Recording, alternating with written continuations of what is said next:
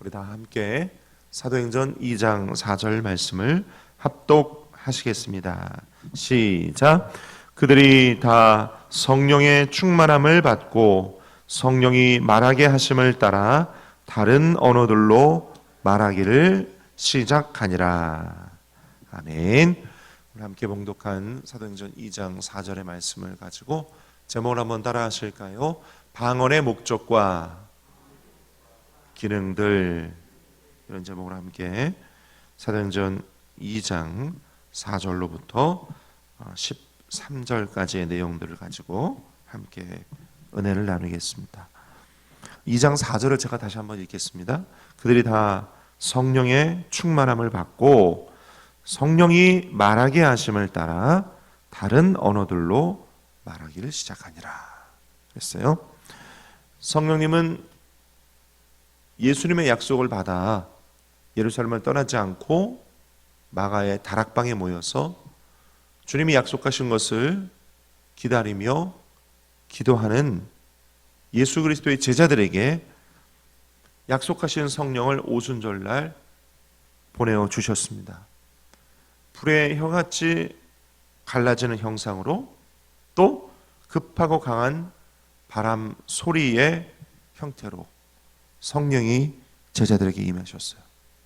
그러고 난 뒤에 제자들 위에 그 성령이 각각 임하고 난 뒤에 다음 제자들이 각각 다른 언어들로 말하기를 시작했다라고 사도행전의 저자는 기록하고 있습니다.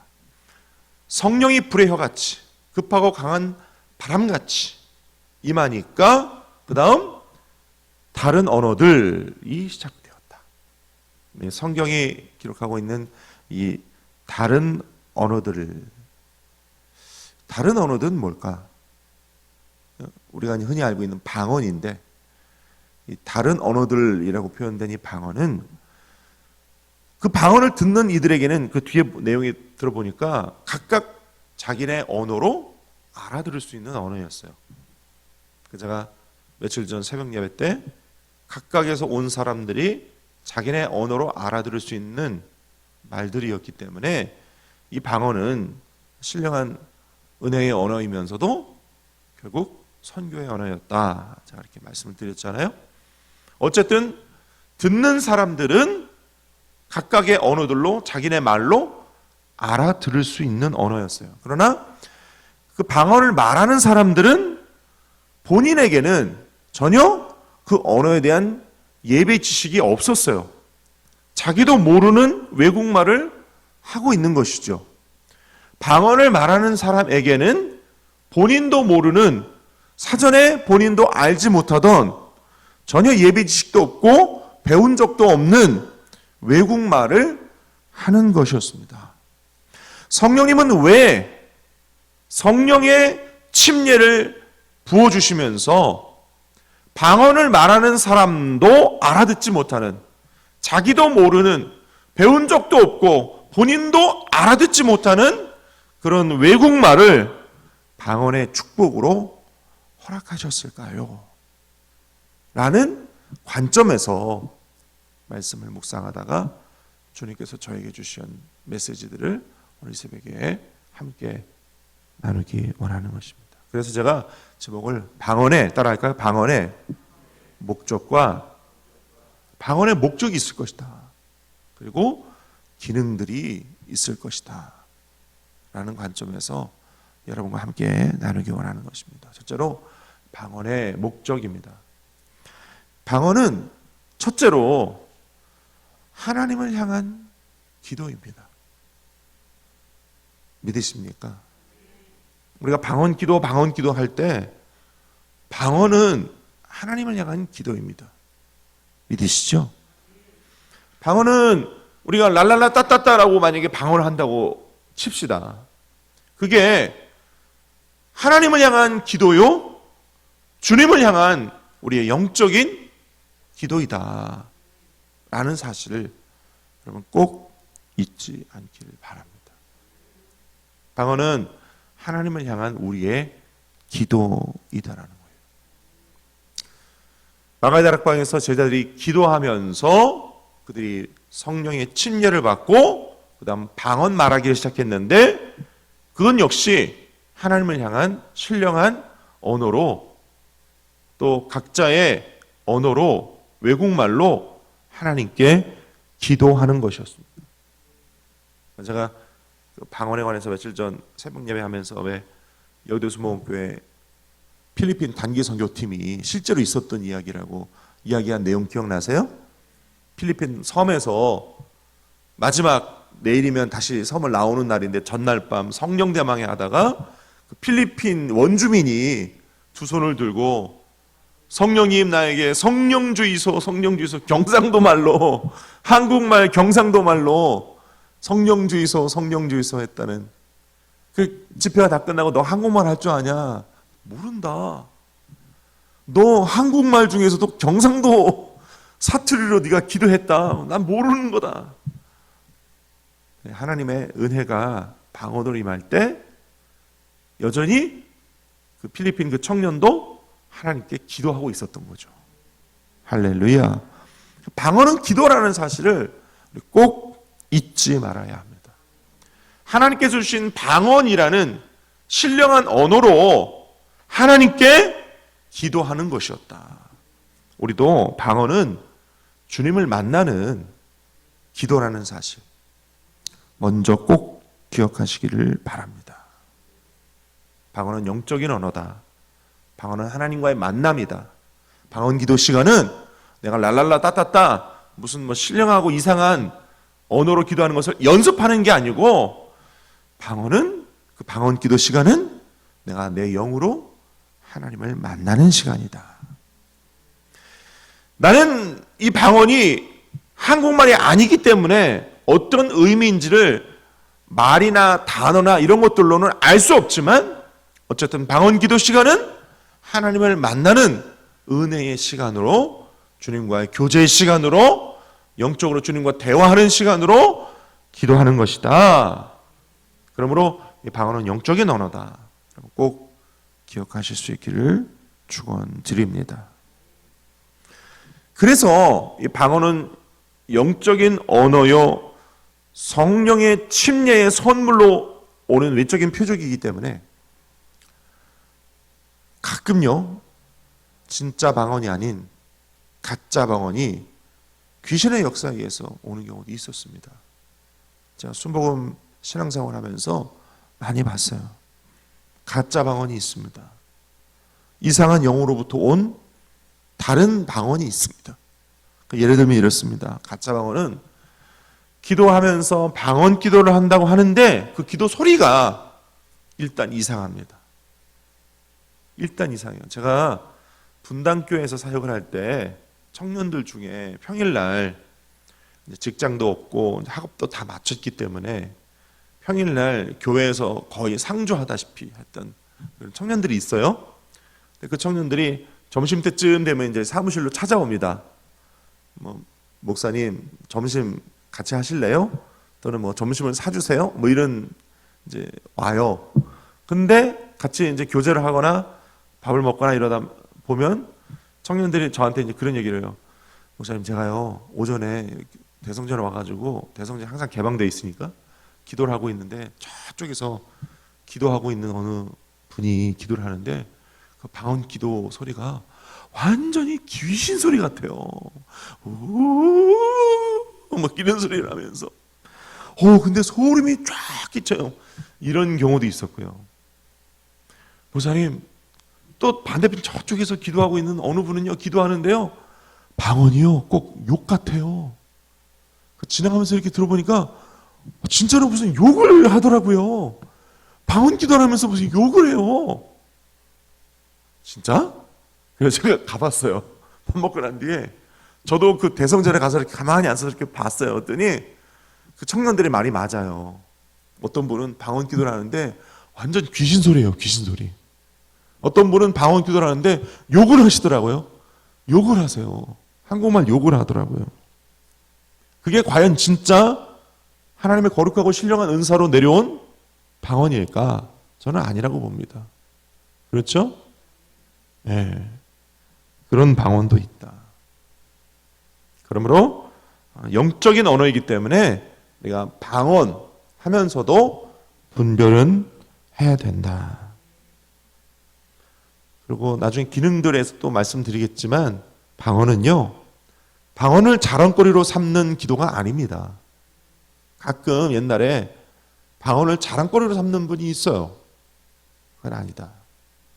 또 방언을 자기는 방언을 받았다고 하면서 방언 받지 못한 사람을 열등히 여기거나 비교해서 스스로 우월감을 갖거나 방언 받지 못한 사람을 마치 신앙적으로 영적으로 잘못된 사람인 것처럼 치부해서는 안 된다라는 것입니다.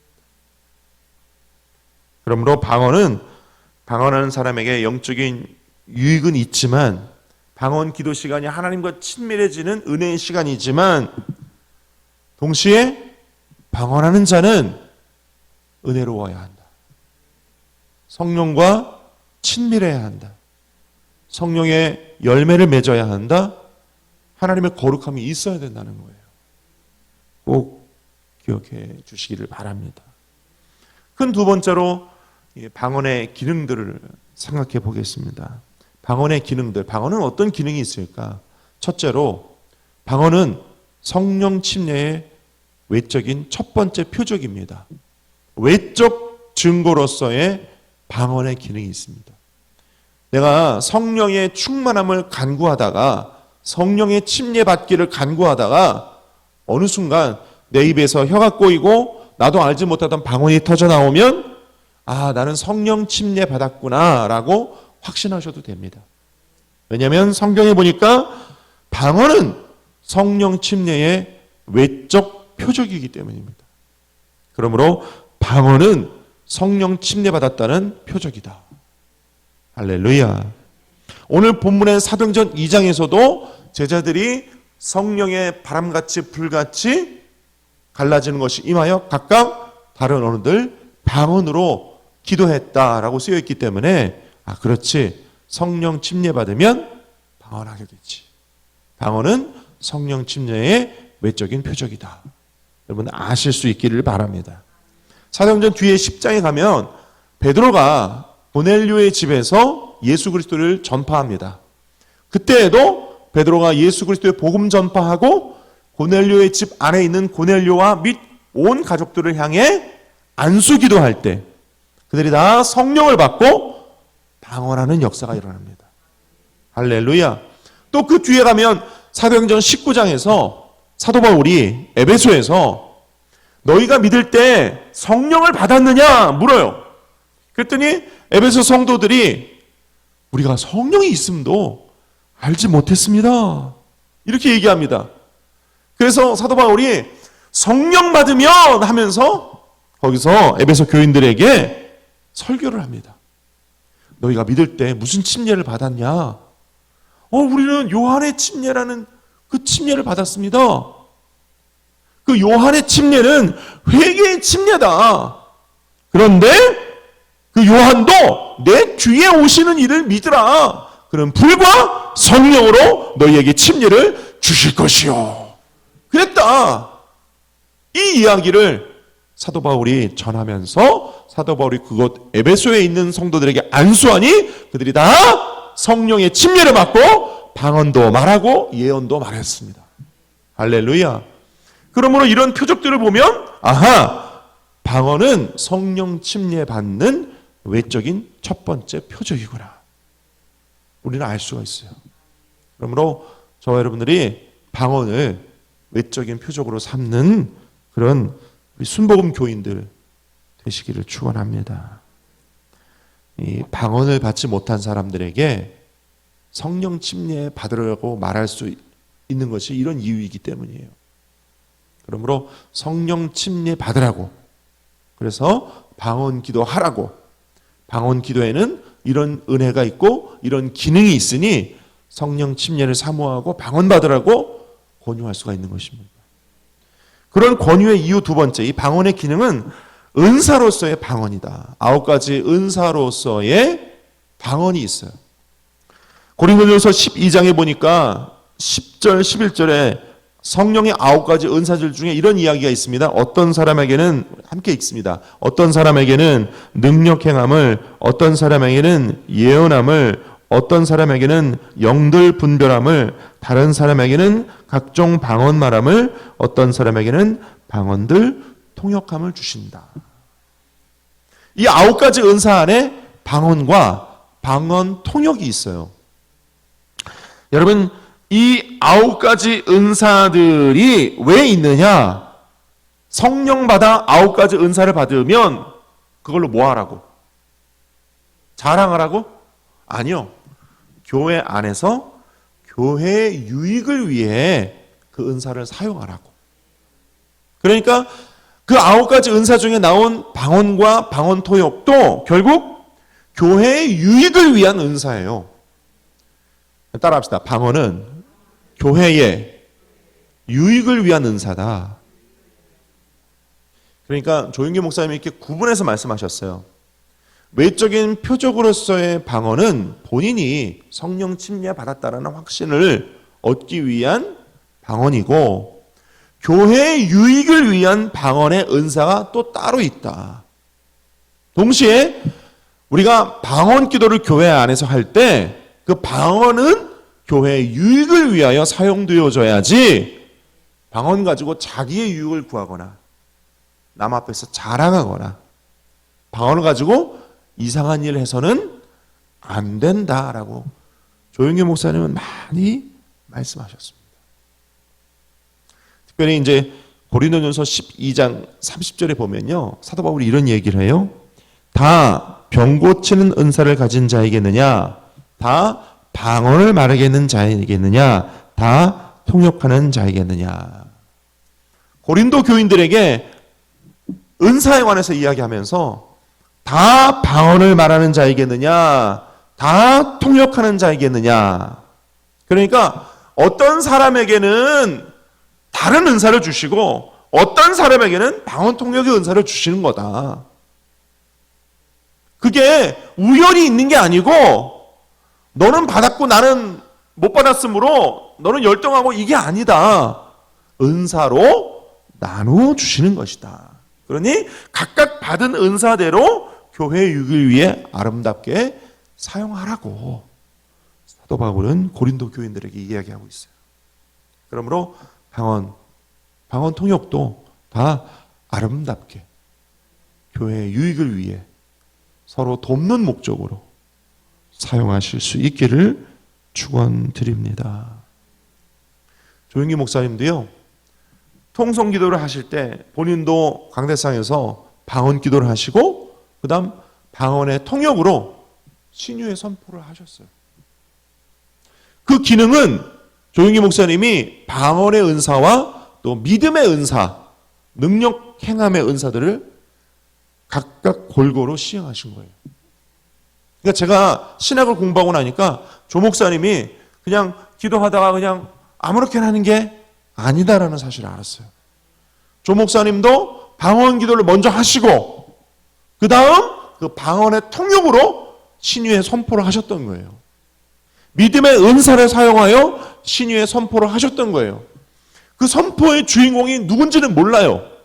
하지만 본인이 방언 기도를 하셨고 그 방언의 통역으로 신유의 선포, 믿음의 은사로서의 신유의 선포를 하셨는데 저쪽에서 할렐루야 하면서 일어나서 아멘으로 받고 병 나은 사례는 수천 명, 수만 명이 있는 거죠. 할렐루야. 이렇듯 방언과 방언 통역은 교회의 유익을 위해 사용되어져야 하는 것입니다. 아멘. 세 번째 방언의 기능은요, 개인 기도로서의 방언이 있어요. 따라할까요? 개인 기도로서의 방언. 고린도전서 14장 13절로부터 19절까지 내용 중에 14절, 15절만 한번 읽어보겠습니다. 함께 읽습니다. 시작. 내가 만일 방언으로 기도하면 나의 영이 기도하거니와 나의 마음은 열매를 맺지 못하리라. 그러면 어떻게 할까? 내가 영으로 기도하고 또 마음으로 기도하며. 따라합시다. 내가 영으로 기도하고 마음으로 기도하며. 그렇습니다. 여러분, 방언 기도는요, 내가 하나님과 만나 영으로 기도하고 마음으로 기도하는 기도 시간이에요. 조용기 목사님은 그걸 누누이 강조하시면서 방언 기도하기를 권면하셨어요. 우리가 방언 기도할 때 기도하는 것은 내가 알아듣지 못해요. 하지만 방언 기도에 깊이 빠지다 보면 내가 내 영과 내 마음으로 하나님과 대화하고 있는 나 자신을 발견해요. 할렐루야. 여러분 다 체험하셨을 거예요. 방언 기도하면서 내 입술에서 나오는 단어가 정확히 무슨 언어인지 무슨 단어인지 나는 알지 못해. 하지만 입술에서는 방언 기도하고 있지만 간절히 방언 기도를 하고 있는 내 속사람이 하나님께 때로는 탄원을 하거나, 때로는 내 속사람이 하나님께 기뻐하거나, 때로는 간절히 간구하거나, 때로는 중보하거나, 그렇게 하나님께 내 속사람이 무언가를 하나님께 구하고 또 내 영이 하나님의 메시지를 받기도 해요. 방언으로 기도하고 있는데 주님께서 내가 생각나게 하거나 떠오르는 어떤 일들을 기뻐하시고 그것을 원하신다는 사실도 내 영이 발견을 해요. 내 마음이 기뻐해요. 할렐루야. 내 영이, 내 마음이 그렇게 하나님과 대화하는 시간이 개인 기도로서의 방언이다. 할렐루야. 그러므로 여러분 이 방언 기도를 하면서 하나님과 깊은 만남의 시간, 교제의 시간, 대화의 그 깊은 시간으로 방언 기도하면서 들어가실 수 있기를 축원드립니다. 말씀 맺기 원합니다. 방언 기도의 목적은 방언을 하나님께 기도하는 것이다. 방언은 성령님과 함께 기도하는 것이다. 방언은 하나님과 친밀하여 하나 되는 것이다. 꼭 기억하시고 방언에 기능이 있습니다. 성령 침례의 외적인 표적이다. 기억하시면서 9가지 성령의 은사 중 하나인데 이 은사들은 개인의 자랑이 아닌 교회의 유익이 되어야 한다. 꼭 기억하시고 개인 기도로 방언 기도할 때 방언 기도는 영과 마음으로 하나님과 대화하는 것이다. 기억하시면서 방언 기도 많이 하시고 방언 기도를 통해 더욱 은혜와 성령이 충만하시기를 축원드립니다. 기도하겠습니다. 아버지 하나님,